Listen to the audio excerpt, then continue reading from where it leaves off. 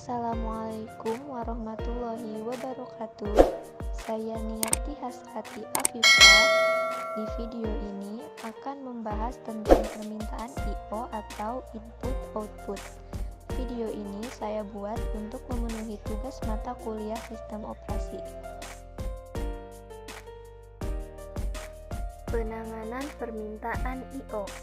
I/O atau input output adalah sistem operasi yang modern, mendapatkan fleksibilitas yang signifikan dari tahapan-tahapan tabel lookup di jalur di antara permintaan dan physical device controller.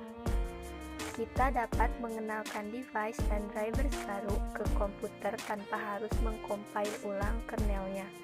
Sebagai fakta, ada beberapa sistem operasi yang mampu untuk meload device drivers yang diinginkan. Kinerja I/O. I/O atau input output sangat berpengaruh pada kinerja sebuah sistem komputer. Hal ini dikarenakan I/O sangat menyita CPU dalam pengeksekusian device drivers dan penjadwalan proses. Demikian sehingga alih konteks yang dihasilkan membebani CPU dan cache perangkat keras. Terdapat 3 kemungkinan penyebab perangkat I/O mengirimkan interupsi, yaitu yang pertama, input ready. Umpamanya ketika buffer keyboard sudah terisi atau terjadi pengetikan, kendali keyboard akan mengirim interupsi untuk memberitahu prosesor bahwa input dari keyboard sudah tersedia. Yang kedua, output complete. Misalnya, printer hanya menerima satu baris teks pada satu waktu. Karenanya, prosesor harus mengirimkan satu baris teks menunggu baris tersebut dicetak, kemudian mengirim baris teks berikutnya. Dan yang ketiga, error.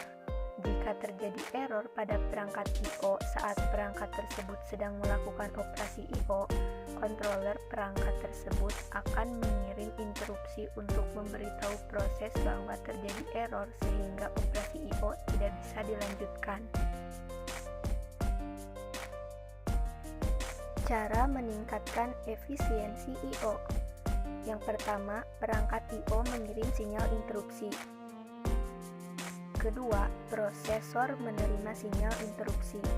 Ketiga, penyimpanan informasi proses yang sedang dieksekusi. Keempat, prosesor mengidentifikasi penyebab interupsi. Kelima, prosesor mengeksekusi interupsi rutin sampai return. Keenam, prosesor melanjutkan proses yang sebelumnya ditunda. Struktur disk. Secara fisik, disk cakram magnetis terdiri atas cakram yang tersusun secara vertikal.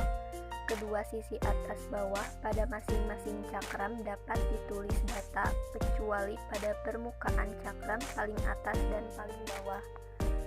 Memiliki struktur 3 dimensi. Yang pertama silinder, kemudian track, dan sektor. Setiap sisi cakram terdiri atas alur melingkar atau track. Makin ke dalam sisi cakram, alurnya makin kecil.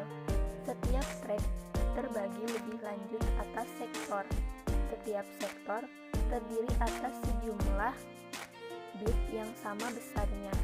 Pada setiap sisi cakram terdapat head pembaca. Head pembaca ini bergerak secara radial secara bersamaan. Cakram-cakram berputar pada sumbu pusatnya. Berikut adalah struktur storage atau lanjutan. Pengalamatan disk.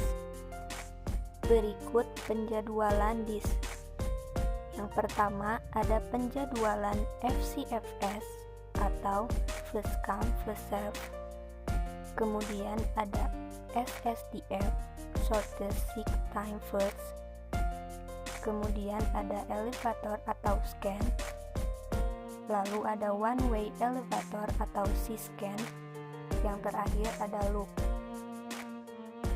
Penjadwalan algoritma, penjadwalan disk. Pada sistem multiprogramming, banyak proses yang melakukan permintaan-permintaan membaca dan menulis record disk.